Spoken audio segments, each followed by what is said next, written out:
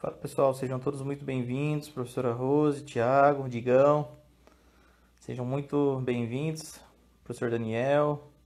Daqui a pouco vamos iniciar nossa live com o professor Cabeça. Muito feliz de poder fazer esse bate-papo com ele. Vai ser de suma importância para todos nós. Professor Paulo, quem quiser já deixar alguma pergunta aqui para o professor Cabeça, fique à vontade, tá bom? E aí, na hora que ele adentrar aqui, nós já iniciamos já esse, esse bate-papo com ele. Eu faço as perguntas que vocês me mandarem. Professor Fabiano, professor Hugo. Aí, o professor Cabeça já entrou aqui. Professor Sandro. Sejam todo mundo muito bem-vindo. Fala, Cabeça! Beleza, Tudo bem? Luiz. Beleza. Primeiro de tudo, Cabeça, cara, tô muito feliz de poder fazer essa live contigo. Pô, muito feliz mesmo. E dentro do bate-papo aqui eu vou explanar um pouquinho sobre o assunto, mas um evento seu mudou muito minha vida. E então, poxa, fantástico poder te receber aqui e você poder estar falando um pouquinho mais de você aqui no nosso bate-papo, viu? Seja muito bem-vindo, estou muito feliz e honrado em ter você aqui conosco. Eu que fico feliz de estar aqui. Hoje é um dia que eu vou ficar, pelo visto, no Instagram, né? Porque já acabei de sair de uma, tô entrando em outra. O Sandro já brincou ali, rei das lives. E fora os trabalhos que hoje a gente está divulgando o nosso trabalho. Então, assim, e 6 horas tem com as crianças. Não tá dando para Sim. respirar, mas hoje foi um dia atípico. Eu não faria isso, é porque foi um pedido do Digão, é muito importante, e o seu também. Mas eu quero ficar fazendo uma por semana, no final de semana, no máximo, uma ou outra. Quero descansar um pouquinho também, mas eu estou feliz de estar aqui. Feliz de estar aqui. Então, vamos falar o Muito que tiver que falar. Aproveitar que tem algumas pessoas aí, mandar um abraço para todo mundo. O Iguita, que acabou de atrair o melhor do mundo, o goleiro melhor do mundo está aí assistindo. Um abraço para você, Iguita. Você é um monstro. Tenho o maior orgulho de poder estar perto de você. Vamos lá, Luiz. O que você manda? A gente está aqui sensacional. para isso. Vamos iniciar, Cabeça. Eu sempre faço essa pergunta para todos os professores para que eles possam se apresentar, né? Para a gente conhecer um pouquinho da história deles, né? Então, eu queria saber de você como você iniciou no futsal e como foi sua trajetória, né? Que hoje todo mundo conhece o Cabeça, mas como que foi o Cabeça lá atrás, né? Então, eu gostaria de que você pudesse compartilhar um pouquinho isso com a gente. O cabeça lá atrás sempre teve o desejo de jogar futsal e não tinha, as equipes não queriam que o cabeça jogasse. Eu também não tinha condições de estar em alguns lugares. Quando eu fiz o primeiro teste no Parque Burle, eu fui aprovado, a gente ia jogar o primeiro campeonato, eu ali com 12, 13 anos, e aí acabou que o time não entrou na competição naquele ano e eu acabei ficando sem jogar. Daqui a pouco eu fui jogar só jogava no escolar, só fui jogar o primeiro campeonato municipal com 18 anos, 17 para 18 anos de idade. E aí, quando eu ainda era Antônio Wagner, né, Sandro? Na verdade, meu apelido cabeça vem desde quando eu tinha 10 anos de idade, por causa do cabelo. Meu cabelo era grandão, não gostava de cortar o cabelo. Aí me chamavam de capacete na época. Aí daqui a pouco começou a virar cabeça. Não é cabeça, cabeça virou cabeça. Graças a Deus. E aí fui ali. Aí quando eu comecei a disputar o primeiro campeonato municipal, quando o Marquete falando craque da imprensa cabo-friense, a imprensa cabo-friense comprova. Na minha área lá, a galera conhece um pouco de como eu jogava. Sempre fui um jogador de tentar driblar, de fazer isso, mas eu não tive um treinamento para melhorar essa minha capacidade de resolver o problema. Então, eu driblava muito fora de hora, sempre fui um cara de personalidade, mas sempre joguei bem. Fazia não sou como o Marquete, que é fraco, o Neto, o Sandro, esses caras não têm história no futsal. O Iguita estava ali, eu comecei a treinar na época ali com o Cabo Frio, treinava bem. O Iguita vai lembrar, teve um lance que o rapaz, eu esqueci o nome dele agora, ele tava jogando em Portugal, um tempo atrás, era muito amigo do Iguita. Ele veio correndo num jogo contra o Deu um lençol nele, e o Iguita ficou zoando ele. Então, tipo assim, sempre tive ah lá, ó, Igui tá falando, ó, faltou mesmo foi a oportunidade, Igui tá falando. É o melhor do mundo que tá falando, Marquete, e não posso falar nada, beleza? Então, assim, ali, na verdade, quando o Iguita já chegou, eu já tinha decidido que. O Iguita chegou em Cabo Frio em 2007, eu já tinha decidido que eu queria jogar, que eu queria ser treinador, perdão. E eu já treinava. A Uhum. Natália estava aí na live, eu não sei se ela está aí ainda. Ela, em 2003, eu já era treinador em 2001. Mesmo com 20 anos, eu já era treinador. Gostava de ser treinador. E comecei no feminino em 2003. Nós começamos a ganhar tudo que tive, mas dentro do municipal, né? Ali jogando o campeonato da cidade. Fui jogar um futsal, aí a Natália falou, história longa. Ela se tornou jogadora de seleção carioca, ela sempre foi uma referência e ela hoje é fisioterapeuta. Pergunta para ela aí, ó, cobrava dela, obrigava ela a ir para a escola, se ela não fosse para a escola, eu deixava ela de fora. Falava para ela e ela hoje é uma fisioterapeuta formada, eu tenho o maior orgulho disso. Então a gente começou cedo como treinador e ali eu queria ser treinador de liga. Acho que todo mundo teve esse sonho, quem Sim. trabalhou com futsal, mas chegou um momento que eu comecei a perceber que a liga não era o mais importante. E aí eu comecei a ir para outra área, comecei a, a, a perceber que na iniciação existia uma lacuna, um buraco. Eu falei, pô, eu vou entrar aqui, vou fazer o meu melhor, por acreditar nessa situação de trabalhar com crianças e ensinar. E aí comecei a estudar todos os processos possíveis de treinamento, de aprendizagem, para que as crianças pudessem ter um desenvolvimento melhor. E foram muitas crianças, muitas pessoas que já passaram na minha mão, alguns chegaram, outros ainda vão chegar. Na verdade, a gente ainda está na fase do plantio, mas independente se vão chegar a ser atletas ou não, eu tenho certeza que nós vamos ajudar a contribuir, que nós contribuímos para que eles se tornassem cidadãos melhores. Acho que é uma das coisas que a ferramenta como o futsal ele pode dar. Então, me considero um professor no sentido literal da palavra. Sou um cara que abraço, sou um cara que bato, sou um cara que beijo e tenho as minhas dificuldades também, mas fico feliz hoje por essa aceitação, digamos assim, do futsal brasileiro em relação ao que eu estou desenvolvendo. Então, fico muito feliz e espero que a gente possa estar contribuindo mais. A história de muita luta, muita dificuldade. Minha cidade é do interior, 160 quilômetros do Rio de Janeiro. Competições, para disputar as competições estaduais são muito caras, nós não temos apoio de nada e eu não reclamo, eu agradeço. O que o Ferretti falou ontem na nossa live lá, ele falou, ele esteve aqui, eu te dei os parabéns Uhum. na live lá para você. Ele falou, Uhum. ele falou lá que as pessoas, quando ele trabalhava no Montanha, ele era treinador, psicólogo, motorista da Kombi, o que levava a roupa. E as pessoas hoje reclamam, pô, aqui eu tenho que ser tudo. Pô, foi sendo tudo Uhum. que eu cresci, entendeu? E hoje a gente tenta ajudar ainda mais. Tem muitos treinadores que não têm, não vão ter isso, mas a grande maioria que trabalha na sua realidade é essa. Então a gente tenta levar o futsal para esse treinador, para que ele possa desenvolver ainda mais o trabalho com essas crianças. É assim que a gente acredita.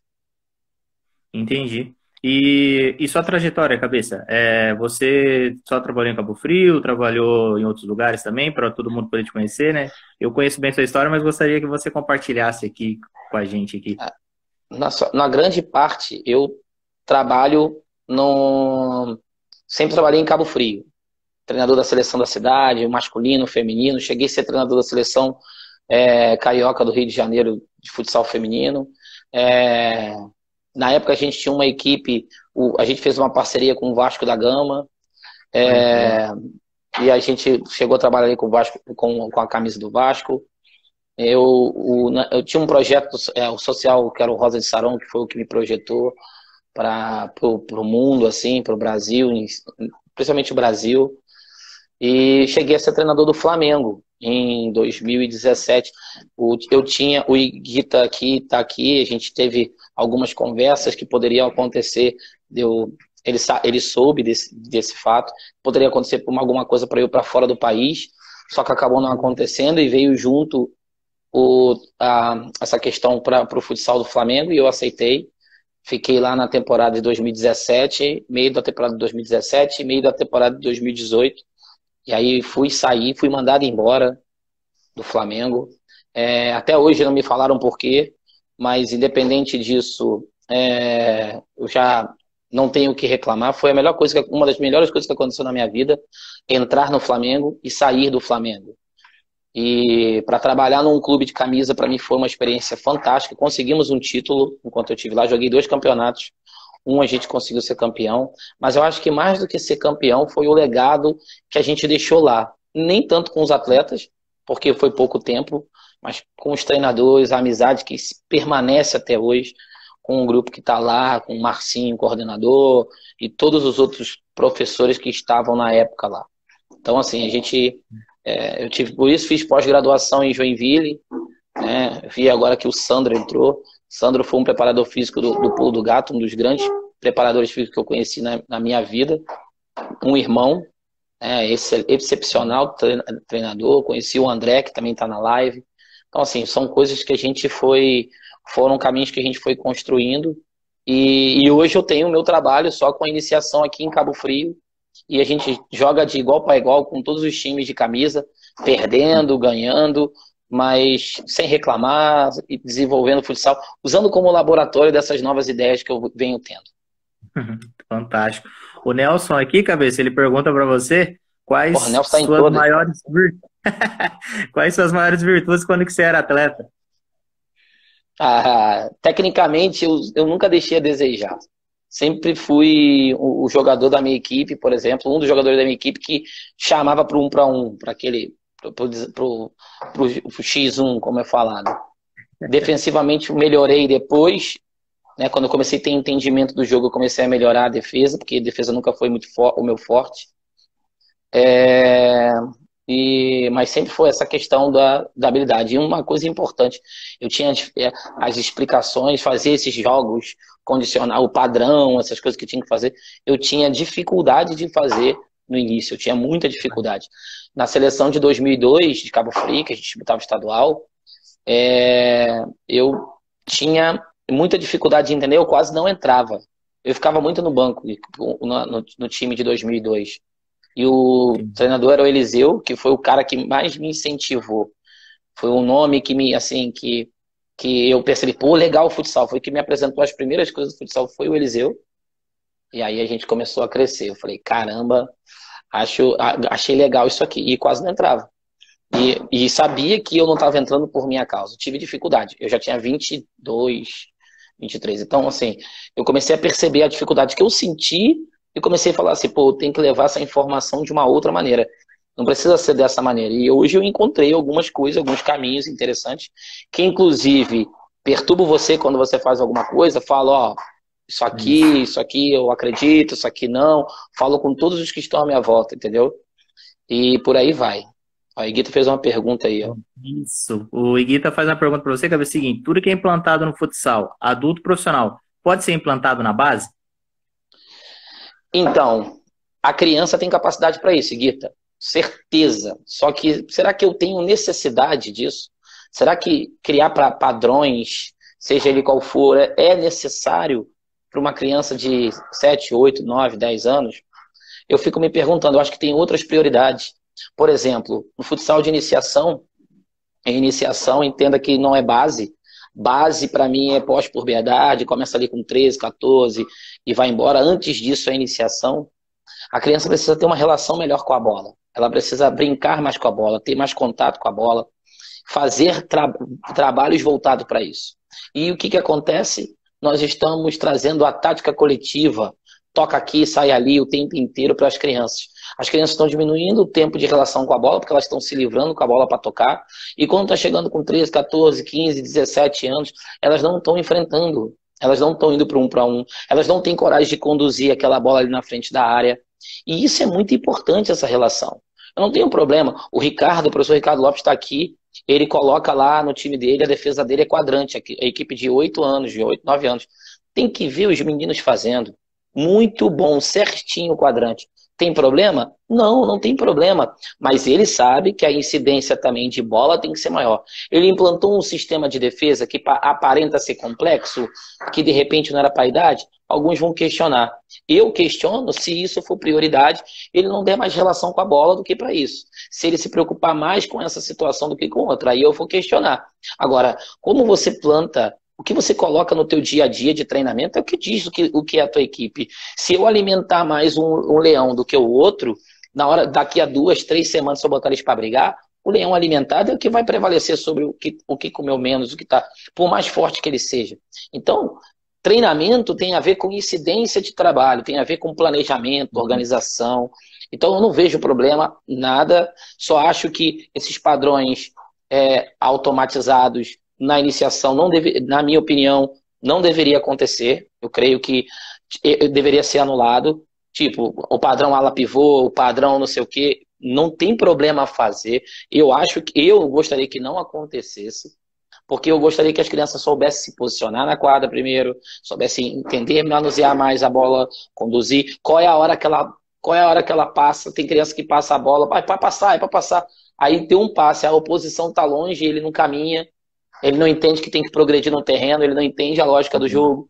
Então, eu acho que tem coisas maiores do que isso, entendeu? Eu vejo que tem coisas muito maiores do que essa relação de sistemas táticos. Inclusive o goleiro linha, o Higuita está aqui, é um baita de um goleiro, desde pequeno sempre foi de fazer gol. Você vai trazer relação com a bola do goleiro conduzir, eu acho fantástico. Agora, se for uma situação em que ele vai ficar dando o chute da área dele o tempo inteiro, sinceramente, eu não vejo muita transferência com isso. E a preferência, para mim, sempre tem que ser essa, a relação do atleta com a bola, aumentar a relação com a bola, enfrentar mais, driblar mais. Na base, não, o jogo já tem mais uma conectividade de defesa, aí já precisa criar alguns esquemas, que é base para o adulto, é aquilo que acontece no adulto. Então, ali começa o trabalho para o adulto. Então, relação com a bola, relação autônoma, aprender para depois as relações de conexões com o jogo coletivo. Não que não tenha que ter coletividade aqui embaixo, tá? Uhum. Aproveitando essa sua fala, Cabeça, você acredita que a melhor faixa etária para especialização propriamente dita seria a partir dos 14 anos, um pouquinho depois, 15, 16? Como que você vê isso, esse processo de especialista? Especializar atleta? Isso. Aí, no caso, qual que é a faixa etária? Porque eu defendo muito que até antes da especialização é interessante para o acervo motor da criança poder disputar, fazer não só a modalidade futsal, mas várias outras modalidades, né? Para que ela tenha uma gama maior de repertório motor. E na verdade, não é você que fala isso, né, Luiz? Na verdade, são os livros, são os autores que a gente lê, as pessoas que falam sobre treinamento desportivo, da importância de inserir em todos os contextos. Tipo assim, você está antenado e eu também. Eu não tenho, é comprovado. Vai fazer a criança usar as mãos. A gente está fazendo agora uma escola internacional para criança e a gente vai fazer com que eles tenham atividades, inclusive para outras áreas do corpo, entendendo que qualquer coisa online não serve, não é contextual para o jogo, que precisa que tenha outras coisas, é para dar entendimento, é para que a criança aprenda novas coisas. Então, assim, a gente tem um pensamento que, claro, eles têm que fazer o maior número de atividades possível, seria bom. Agora, isso seria o ideal na educação física, né? Se a gente tivesse professores de educação física que entendesse isso, que não botasse a bola para rolar, que não... Ah, mas eu só tenho uma bola. Ah, mas eu... Peraí, cara. Isso é responsabilidade sua. Eu acho que na educação física, na escolar, eu aprendi a jogar handball, vôlei, basquete, não sou bom em nada desses. Então, é ao ponto de ser excelente, sei jogar tudo. Você vai jogar basquete, eu vou saber jogar. Você vai ser o primeiro, vai me escolher? Não, não sou o primeiro a ser escolhido.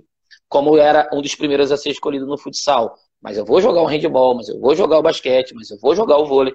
Porque a minha educação física me deu isso de herança. Eu acho que é importante esse processo, e principalmente nos menores. E esse processo está começando em algumas escolas a partir do segundo segmento. Eu acho que isso tem que melhorar lá. Aí sim, mas se o nosso aluno está ali no futsal para fazer, é uma equipe que disputa campeonato, ali é especialização. Ali é uma coisa com outro olhar, porque quem tem que ter esse olhar é o pai, não é quem está ali na equipe que disputa a competição, ao meu ver. Mas eu posso inserir algumas atividades lúdicas nesse processo para dar um lastro para o garoto.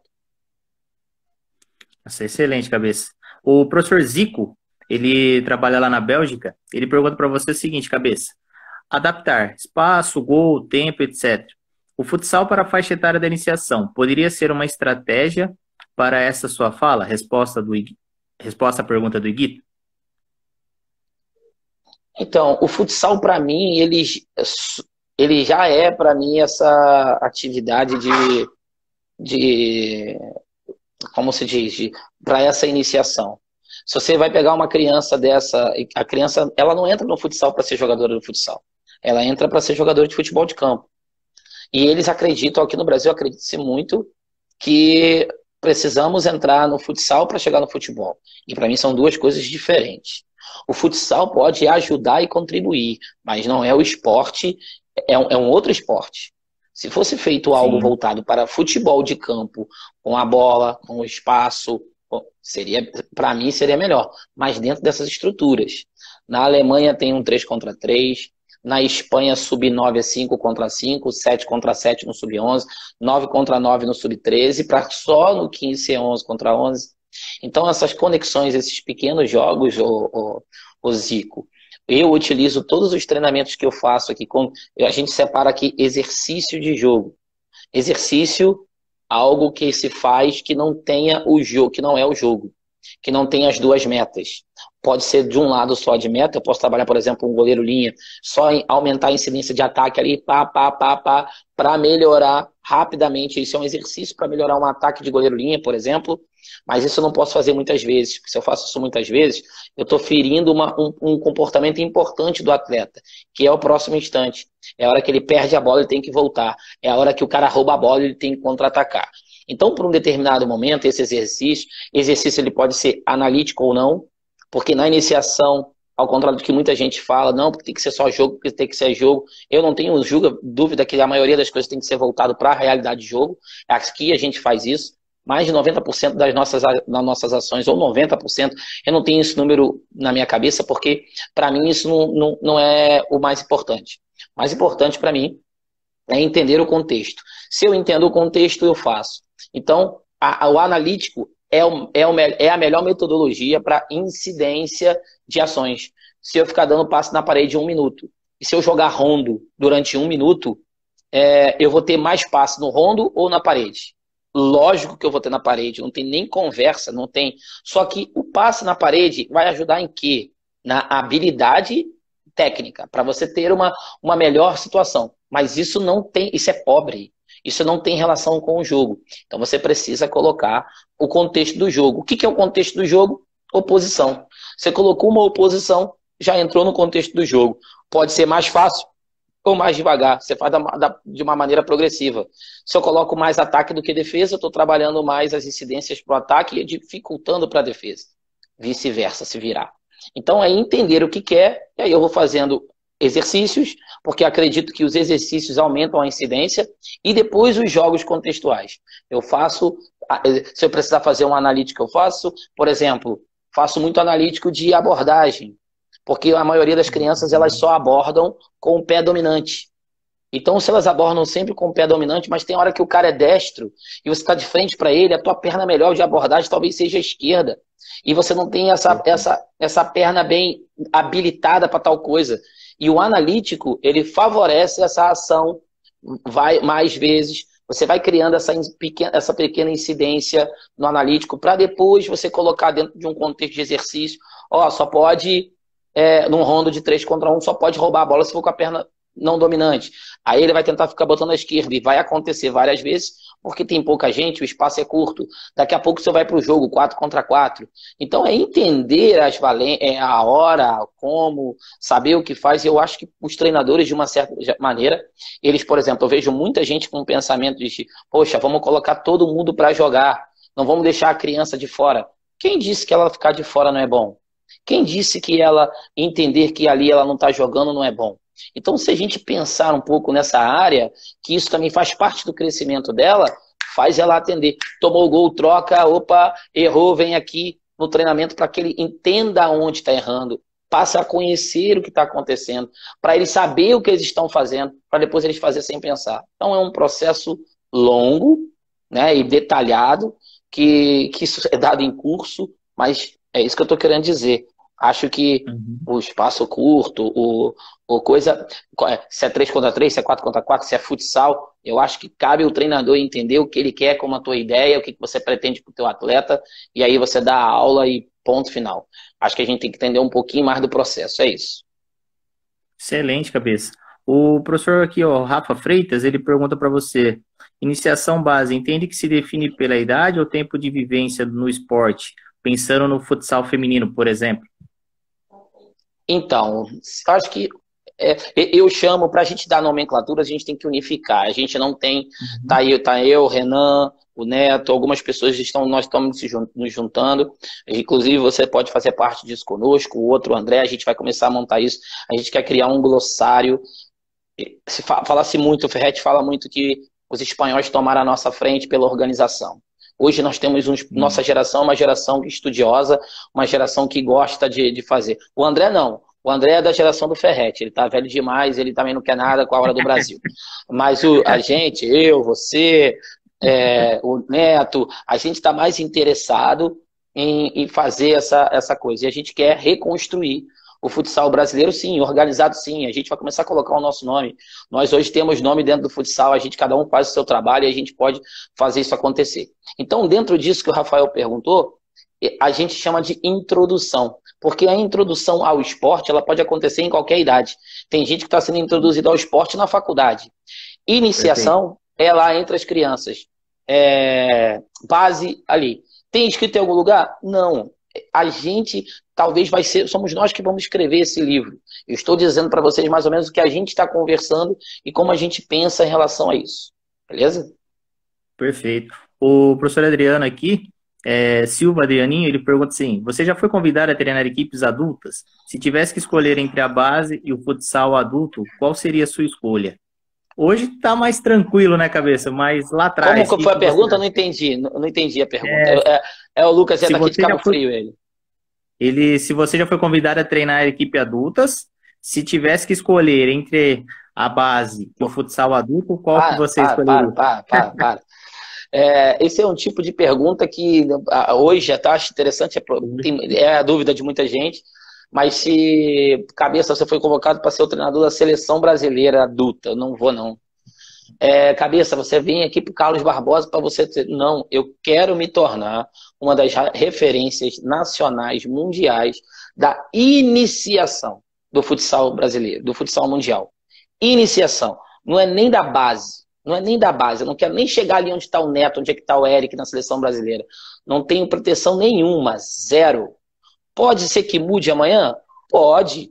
Pode ser que venha um projeto e fale assim, cabeça, a gente tem X mil dólares para você começar um trabalho e tem que começar na adulta. Eu vou falar assim, opa, posso ir para lá para desenvolver esse trabalho, porque Sim. eu vou conseguir ganhar bem para fazer algumas coisas em algumas horas, e não vou parar o projeto de iniciação em hipótese alguma. Mas no Brasil, Liga Nacional, esquece. Isso aí é muito mais marketing, mais é, é, poder do que condições de sobreviver. Os treinadores que trabalham no futsal brasileiro hoje, a maioria deles recebem muito mal. Você é treinador de equipe profissional, você sabe do que eu estou falando. Professores como você que tem um conhecimento muito grande, estuda, investe, está sempre fazendo as coisas, não merece o salário que você deve ter. Eu nem sei qual é, mas que você deve ter. Então, quem faz, faz porque sonha, faz porque almeja. Eu não tenho esse sonho. O meu sonho é poder potencializar treinadores e crianças. Esse é o meu desejo, é a mudança do que é o futsal de iniciação do mundo, do país, para ser uma referência amanhã. Assim como a gente olha e fala, Leandro, assim, pô, você teve com o Ferretti ontem, tinha aqui um público grande te assistindo, e tava assim, caraca, é o Ferretti, caramba. Eu quero que as pessoas daqui a alguns anos falem, caramba, é o cabeça, pô, que legal. Mas eu gosto de trabalhar em todas as coisas, no sub-20, sabe, já passei por tudo isso, mas minha prioridade está nas crianças, nos treinadores. Essa é a minha prioridade. Perfeito. O professor Tichas aqui, ele pergunta para você aqui o seguinte, cabeça: qual seria a sua ideia para o futsal do Rio de Janeiro voltar com força na Liga Nacional? Cara, eu acho que hoje o caminho seria. que alguns clubes de camisa quisessem abraçar o projeto, porque aí de repente abriria portas para que outras equipes quisessem ter o adulto também para fazer fomentar. Eu acho que os clubes de camisa eles dão um pouco retorno para o que o futsal dá para eles na captação de atletas, nessa situação. Eu acho que eles poderiam contribuir mais com o futsal. Há uma história, porque eu sei que o Landim ali tem um pessoal no grupo dele que se interessa pelo futsal, pode ser, tem umas histórias que às vezes vai vir um Flamengo. Se isso acontece, eu acho que algumas coisas podem mudar, mas sinceramente eu não saberia. Eu acho que teria que ter mais apaixonados para fazer, mas nessa idade, cara, adulto tem que ter investimento, tem que ter patrocinador. Os comércios estão fragilizados, tem muita coisa do tipo, é muita coisa que acontece, entendeu? Mas potência somos até, continuamos sendo potência, principalmente no material humano. No Rio de Janeiro, no Brasil, é um dos principais celeiros do futsal brasileiro. E, Dilson, quadrante não, Dilson, quadrante não. Quadrante só para goleiro linha, dependendo da situação e contra quem você vai jogar. Ponto final. Quadrante é mentira. Você que gosta dessa história. Ia fazer a pergunta dele, você já viu já. O professor Clebão pergunta para você, Cabeça, o que você pensa do clube empresa? Você acha que se voltar a esses modos que tinham antigamente, você acha que isso pode ser um benefício para o futsal? Não sei. Não me sinto preparado para falar disso. Não tenho conhecimento. Não tenho conhecimento para falar sobre isso. Não me sinto à vontade para opinar sobre esse assunto. Perfeito. Vamos falar um pouquinho, Cabeça, sobre as suas inquietudes, né? Porque, poxa, para você hoje chegar onde você chegou, você está fazendo várias coisas assim inéditas. Por exemplo, aqui eu já vou abrir espaço para você falar como que foi a criação do seu estágio, como que você mapeou isso na sua cabeça, se ele saiu como você previa ou se alguma coisa aconteceu de forma natural, assim, de forma benéfica, porque é um momento muito prazeroso. É um momento que a gente vive lá, a gente se faz uma imersão, né, dentro do futsal assim, e ali a palavra muito forte é servir. E isso realmente você vê na prática. E então, poxa, só quem vivenciou isso sabe o que eu tô falando, e quem não vivenciou tem que vivenciar, porque é realmente uma atmosfera muito diferente.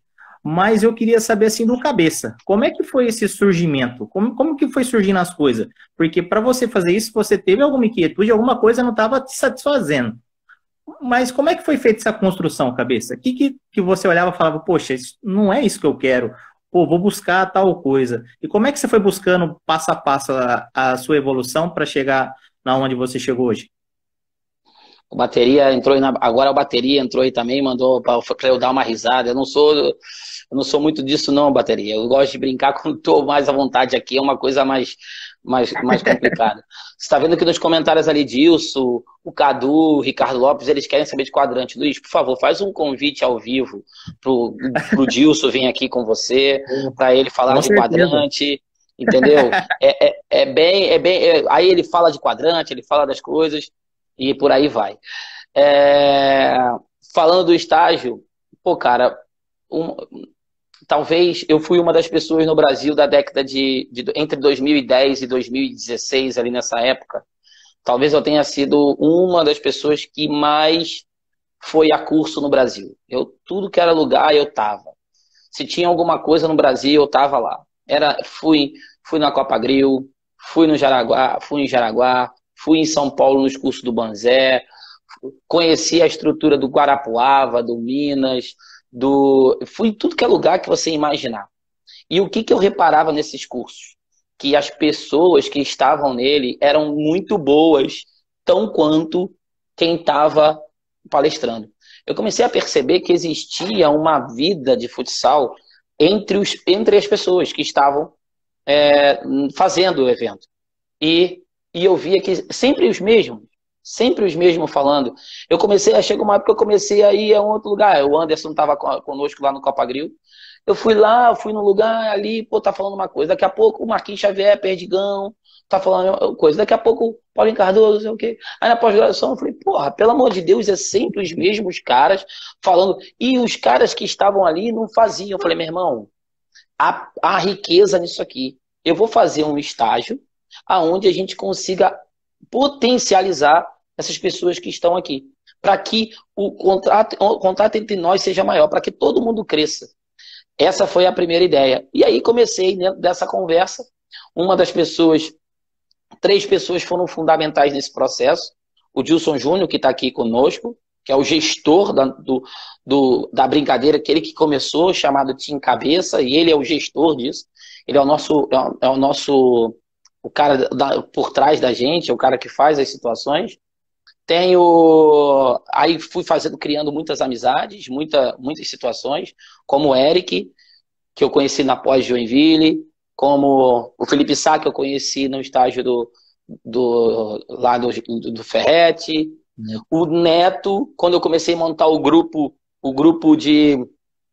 para treinadores, para o cara receber material gratuitamente. E aí eu comecei a cobrar R$60, era o nosso grupo, R$60. O Neto pagou para entrar no grupo, eu já sabia da história dele, eu já estava olhando para ele. Quando ele pagou, eu falei, não, cara, eu quero você comigo, me ajudando, tal, e por aí vai. Aí o Neto veio, se tornou a nossa referência. Talvez ele seja o nome da nossa equipe assim mais forte, junto com o Eric também, que hoje também está na seleção brasileira, mas o Neto, inclusive com o Eric, a nossa parceria é forte. O Renan é um cara fantástico, mas Neto, Dilson e Danilo, eles abraçaram essa ideia e falamos assim, vamos fazer a coisa acontecer. E aí a gente começou a fazer. Juntamos, o Neto trouxe o pessoal do Pernambuco, eu fiz contato com a galera que eu dei curso em Alagoas, no lugar, vem, trouxe você, vem, gente, bum, cresceu, porque não foi o cabeça, o estágio não é do cabeça, o estágio é muito mais de vocês, o cabeça é o que menos fala dentro do estágio, o cabeça foi o cara que conseguiu entender o meio e criar a oportunidade. O estágio do cabeça do ano que vem, o Ferrete quer estar. O Ferrete quer estar no estágio do ano que vem. Então, quer dizer, assim, ele hoje reconhece, ele vê tudo isso que a gente aconteceu, e eu acho que no segmento de base e iniciação, que as pessoas só falavam sempre de adulto, eu comecei a conhecer essas pessoas que elas tinham algo que era real para quem trabalha na iniciação em base. Então, a gente começou a dar conteúdos práticos, teóricos, de quem está no dia a dia. Nada contra o que o Marquinhos Xavier, Paulinho Cardoso, Ferrete fala, nada. Eles nos ajudaram muito, mas aqui a gente começou a fazer diferente. E todo mundo começou a ter seu nome. Eu acho que foi isso, acho que é por isso que tem aquela sintonia, aquela energia que você sabe qual é. E, pô, tá louco, é sem palavras. Eu lembro que o Iguita perguntou aqui rapidinho, que ele falou assim, por que eu não gosto de quadrante? Acho que, sério, fiquei curioso, por que você não gosta do quadrante? Eu gosto do quadrante. Eu acho o quadrante legal. Mas o Dilson fala tanto de quadrante que eu tô de saco cheio, entendeu? Eu não aguento mais ouvir falar de quadrante por causa do Dilson, não é por causa do quadrante. O quadrante é um sistema de defesa interessante, principalmente quando você joga contra uma equipe que não conhece ou não entende o que está acontecendo. Um sistema zona que funciona as suas linhas, ela tem sua funcionalidade. Mas eu, sinceramente, de tanto que o Dilson fala, eu falo assim, quadrante não. E Guita, eu deixo o quadrante pro Cadu, pro Dilson, pro Ricardo Lopes e esse pessoal que gosta aí, entendeu? Eu prefiro na iniciação, por estar na iniciação, potencializar a marcação individual para que a gente possa melhorar o quadrante, inclusive, que eu acho que uma coisa vem antes. Como eu estou na iniciação, eu acho que existem etapas. Então, a marcação individual, depois aquela com troca ali, uma comunicaçãozinha para começar a melhorar, e aí sim chegar no quadrante. O quadrante é a página 30 do livro, entendeu? E não, como eu falo de iniciação, eu prefiro não falar sobre quadrante. Excelente. O Vitor pergunta para você, Cabeça, o que você acha de um treinador na iniciação levar 16, 17 meninos para o jogo? Se existe um número ideal para estar levando para o jogo, o que você pensa? Cara, o número ideal é o número de pessoas que você sabe que vai colocar para jogar e que pode ser feito. Eu penso que hoje, por exemplo, se fosse nos Estados Unidos, eu diria que não tem problema algum. Sendo no Brasil já é complicado. Por quê? O tempo nos Estados Unidos é de 20 minutos no jogo de criança. E aqui é de 10. Por que é de 10? Eu acho que a primeira coisa que a gente tem que fazer é melhorar essa possibilidade da iniciação, sabe?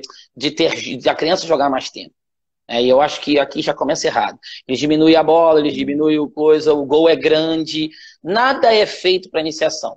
Precisamos começar uma batalha, uma briga, e eu fiz isso ontem com o Ferretti, vou fazer com os próximos que chegarem lá. Esses caras têm uma responsabilidade de começar também a atuar, a ajudar a gente na pleiteação de algo diferente para iniciação. Iniciação não é base, iniciação é diferente. As crianças precisam ter um ambiente melhor para elas e a gente tem que fazer por isso. Beleza? Perfeito. O Renan Flanken, que a gente conhece, que era treinador da seleção Ídolo, brasileira, que te agora está amo, no Fly, gordinho, ex-gordinho. ele pergunta para você o seguinte, cabeça: o que você acha dos atletas que jogam futsal, futebol, futset, beach soccer, e aí dá uma risadinha com 10 anos e não consegue ser criança? O que você pensa dessa situação? Caraca, olha, Renan, eu acho que eu vou te dar uma resposta que, sei lá, vamos lá. É, Vamos lá. Eu penso que os pais têm que ter um controle, né? Eu acho que estar em tantos lugares é complicado. Mas quanto mais a criança brincar com a bola fora, eu acho do cacete na iniciação. Eu acho muito importante. Se o cara ficar só num lugar, eu acho que acaba sendo pouco. Mas, ao mesmo tempo, estar em muitos lugares prejudica esse pouco que se tem. Eu acho que nós que trabalhamos na iniciação teríamos que ter, colocar essa criança para fazer. Para mim, o ideal é esportes diferentes, para que ele possa fazer várias coisas. Não futsal, futsal, futsal, futsal, mas esportes diferentes. Usar o karatê, ter uma arte marcial, um futsal, um esporte com as mãos, um vôlei, se tiver, de iniciação, e natação, por exemplo. Pô, seria legal se pudesse estar uma parada, estar trabalhando todos os membros, estar ali um atletismo para criar coisa. Acho importantíssimo. Seria legal se fosse esse contexto. Agora, futsal, futebol, futset, fute-areia, você está especializando, mas principalmente causando um estresse que, se eu estou ensinando uma situação e o outro treinador ensina outra, e no dia ele joga em outra, e isso cria uma confusão que nada vira comportamento para ele. Então isso também é maléfico. Mas eu também acho que ele, de uma certa maneira, isso traz contribuição para ele como atleta, de uma certa maneira. Só que tem que ter essa dosagem. Eu acho que o pai não sabe dosar isso, porque muitas vezes quer ver o filho campeão, quer ver o filho, né, não é só se desenvolvendo. Mas acho que se na iniciação tivéssemos ali uns 3 dias, eu adoraria que fosse 5, mas aí seria uma especialização demais. Se ele está conosco, ao invés de estar em vários times, ele estivesse fazendo isso, eu acho legal. Se não, que a gente pudesse criar também um estímulo maior para que ele brinque, porque é importante que ele faça mais atividade. Só 2 dias na semana e o final de jogo também é muito pouco. Eu não sou muito a favor desse ambiente, não. Então, por mal que seja, ele está em vários lugares, ele acaba se desenvolvendo um pouco mais precoce, acaba sendo também, isso pode ser ruim emocionalmente em todos os aspectos, mas acho que o ideal era estar em mais esportes e não no mesmo tempo inteiro. Perfeito. Aproveitando essa sua fala, cabeça, como que você estabeleceu desde o início essa sua relação com os pais? Hoje você fala com muita autoridade que hoje os pais, na verdade, são seus maiores parceiros. Amo. Mas como que foi essa construção? Você faz esses apontamentos para eles quando que chega para você, procurando orientar da melhor maneira possível, não só no seu treino, o que vai acontecer, mas principalmente o melhor desenvolvimento para a criança, para que ele consiga atingir aquele nível satisfatório. E o nível satisfatório aqui não é tipo jogar o futsal, mas o nível satisfatório é o desenvolvimento dele. Como que você tem essa relação com os pais? A minha relação com os pais é uma relação de amor e ódio. Amor e ódio. Porque a gente vai tocar em pontos, às vezes, que eles não vão gostar. E os meus melhores amigos são pais de aluno hoje. Pessoas que mais próximas de mim. As pessoas que mais ajudaram o Cabeça a ser o que o Cabeça é, são pais de aluno. Seja patrocinador, pai patrocinador, seja ajudando ali no dia a dia. Esses caras são fantásticos. A gente precisa aprender a lidar com eles, porque são eles que levam a criança. Sem eles não tem jogo. Sem eles não tem jogo. Não tem pai, não tem jogo. Não dá para você ter um time só de órfão. Você não consegue ter um time só de órfão, você precisa de alguém que faça isso. E mesmo que ele não faça diretamente, que alguém pegue essa criança e leve, essa criança tem casa, essa criança se alimenta, os pais são fundamentais para esse processo de ensino-aprendizagem. Eu acho que nós temos que aprender a lidar e entender que pais não são formados em faculdade. Pais, eles aprendem a ser pais no dia a dia. Então, eles tomam decisões por emoção, eles não são acostumados com algumas coisas, eles não têm, às vezes, tantas orientações para melhorar uma situação. Quem é habilitado e capacitado para fazer isso somos nós. Nós que fizemos faculdade, fizemos pós. É a gente que tem como obrigação ser um professor melhor para educar esses pais, para falar com esses pais. Então eu penso que nós somos muito despreparados, treinadores muito despreparados para lidar com os pais. A maioria dos nossos treinadores, quando a gente pergunta, eu faço perguntas assim no estágio, você sabe, quantos gostam de se relacionar com os pais? Vira ola, quem não gosta. É uma galera. Poucos os de verdade sabem reconhecer. E eu, amanhã, vou estar numa live com um pai de aluno que dá trabalho pra cacete. Ele vai estar lá. E eu vou fazer isso ao vivo, para quem estiver vendo. Porque essa é a realidade para a pessoa conhecer. Porque a gente sai no pau, saiu no pau muitas vezes, mas a gente se respeita. Eu posso não gostar do que ele faz, mas eu posso gostar dele. E ao contrário também. E com certeza ele está sendo melhor, e com certeza eu estou entendendo mais isso. Então acho que essa minha experiência de viver muito com os pais e de brigar, de eu ter uma personalidade que vou lá e falo, não quero ninguém falando do meu treino, eu brigo com eles, mas tudo isso conversado antes, falado, cara, o pai quer o melhor para o filho, a mãe também.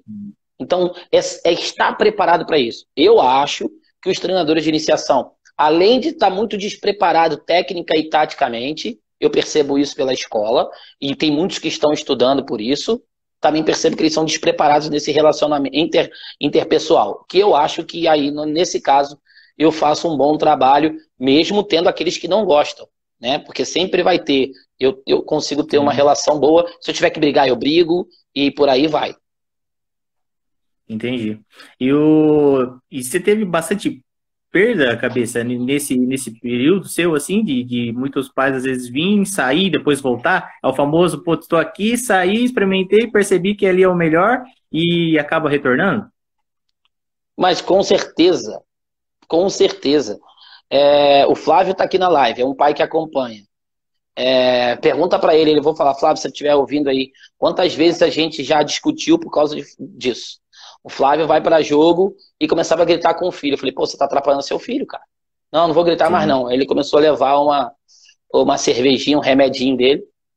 Ele começou a tomar, ele quando bebe, ele fica quieto, que tem gente que bebe e fala mais. Então aí não é remédio, aí é gasolina, né? No caso dele, ele começa a ficar quietinho, parou de incomodar nos jogos. Mas eu fui dentro dele, pô, cara, você tá atrapalhando, cara. Tu tá atrapalhando. Eu acho que é meu papel fazer isso. Mas eu não fui falando assim, pô, você tá atrapalhando. Eu fui na boa. Agora, claro, você vai na boa, o cara não pega, aí eu vou pesado, quero nem saber. Ah, então vai. Já conversei, não quer? Aqui não, aqui a gente tem que botar ordem. O ambiente para criança tem que ser diferente, e o nosso ambiente é maravilhoso. O Flávio é uma grande pessoa que me ajuda, me atrapalha em muitas coisas, já me atrapalhou em muitas coisas, me ajuda hoje. A Dani, que eu fiz a entrevista, meu Deus do céu, que eu já tive problema com a Dani, não tá no gibi, mas é uma pessoa que eu amo, e por aí vai. Eu acho que esse relacionamento é brigar, mas continuar junto. E Henrique, eu não estou enquadrado direito aí, porque o seu celular é fraco, beleza? Ô, Cabeça, aproveitar para fazer uma pergunta para você. Como é que você faz esse processo de aprendizagem da criança? Porque é fantástico. A gente teve a live com o Gabriel Verdade, que você fez, e ele falando, explicando, né, sobre os 4 momentos, inconsciente, incompetente, inconsciente, competente e tudo mais. Tem como você dar uma explicação? Eu sei que sucinta, pelo menos só para o pessoal. Tranquilo. A live amanhã é às 6 horas da noite. Alguém perguntou ali, só para informar. Sempre às 6 horas. Eu sempre faço uma live às 6 horas. Hoje é com as crianças. A gente vai botar uma criança de 8 anos para falar, uma de 11 anos para falar, e amanhã é com coisa.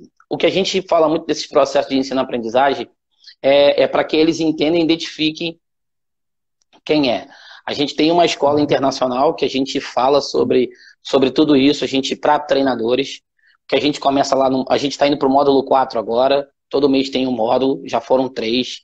E uma dessas palestras que estavam no módulo 3 foi das fases da aprendizagem. Teve muita gente que, por ser uma matéria assim, né, mais teórica, teve gente que não gostou, que não gostaria de ver. Quando viu, se amarrou.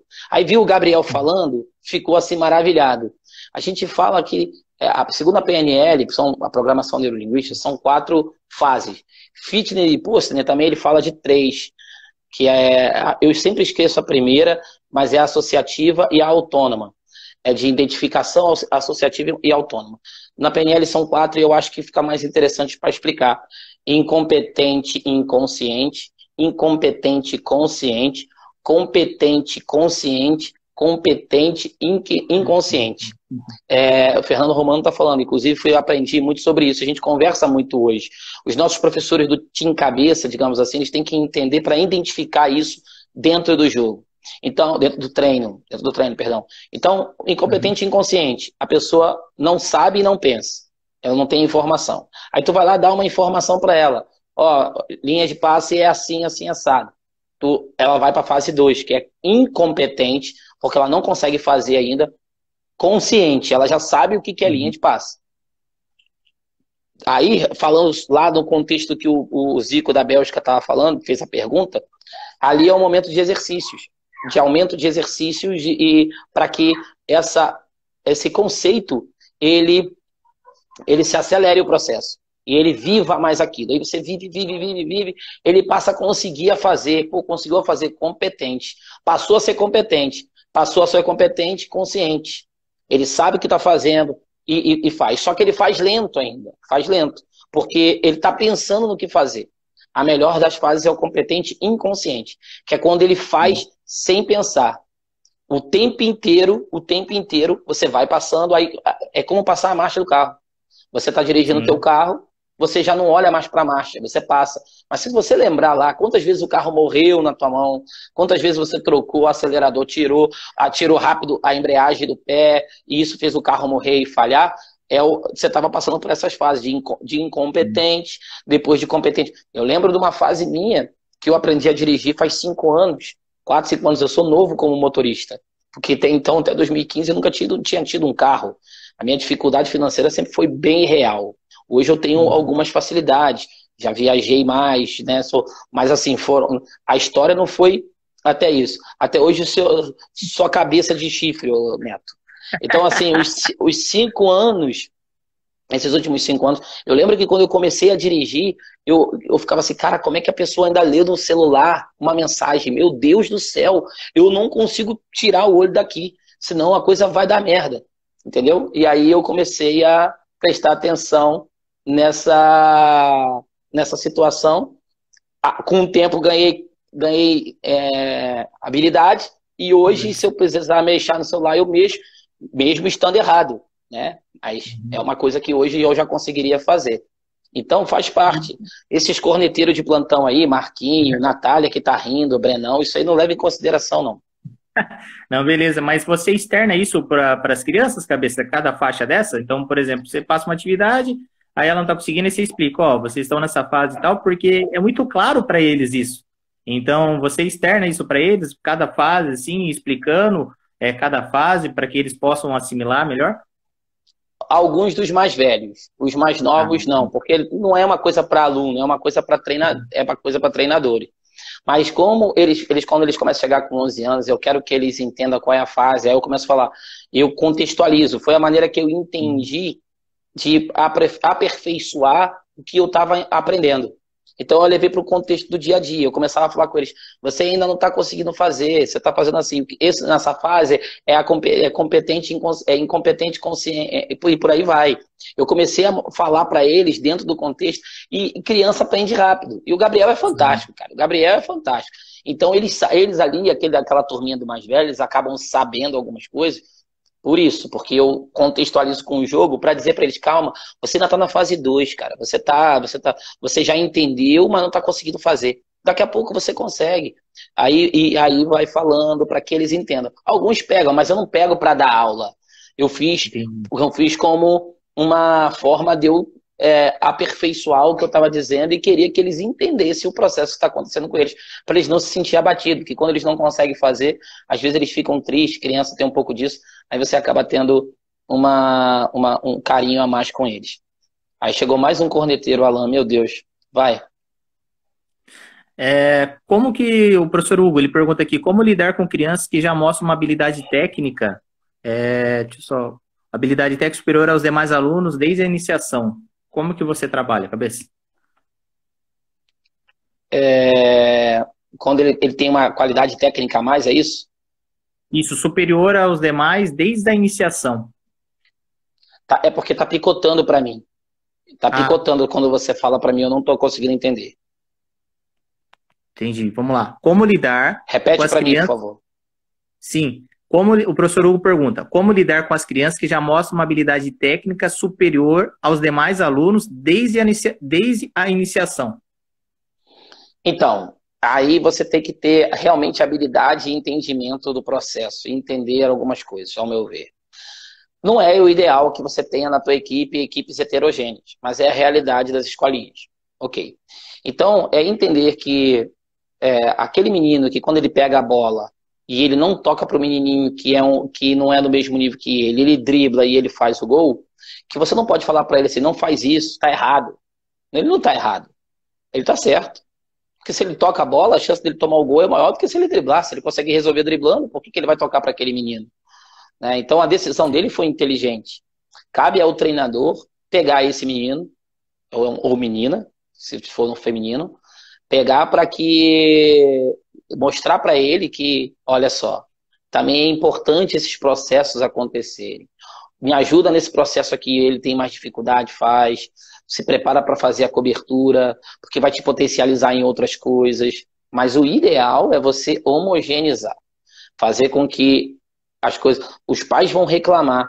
Ah, é panela. Não é panela. Você pensa no menino para que ele tenha condições. Você imagina se você pegar seu filho que está aprendendo a jogar bola para jogar contra os meninos do Flamengo, eles vão tomar uma goleada, ele não vai conseguir jogar. O ambiente tem que ser propício para ele. Então, quanto mais homogêneo, melhor. É na homogeneidade que está esse processo de evolução de todos. Porém, ter esses a mais no meio é importante porque levanta o nível dos outros. Então, mas é importante que esse que está no nível a mais também treine, de repente, com as maiores dentro da escolinha, para que ele consiga jogar num nível de excelência que exija um pouco mais do ambiente dele. O certo, para mim, seria por isso, e não por idade. Né? Então, acho que o ideal é você colocar a criança dentro do contexto que ela consiga produzir e evoluir. Porque o menino muito bom de bola, treinando com um monte de meninos que ainda está iniciando, ele também regride. E a gente não quer que a criança regrida. Então, o professor tem que ter esse cuidado e entender aonde pode colocar, independente da idade. Pelo menos é assim que eu acredito. Perfeito. Cabeça, quero te agradecer, faltou 1 minuto e 40 aqui, pela oportunidade dessa grande aula com você, e termino passando para você, para fazer as considerações finais, e também para você falar como que fica o estágio com essa situação momentânea do corona, que pode até as aulas se postergarem, né, para início do ano que vem, como que você imagina isso, tá bom? Então fica aqui meu agradecimento. Obrigado, Luiz. Eu não tenho como saber, cara. A gente vai ter que esperar isso tudo passar para ter uma ideia do que vai acontecer. E aí tomarmos as decisões. Fatores intervenientes acontecendo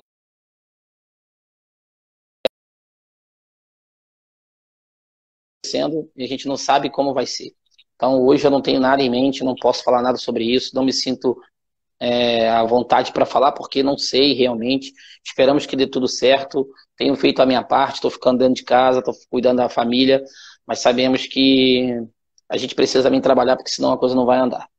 Beleza? Vamos ver o Sim. que vem pela frente e a gente vai tentando melhorar.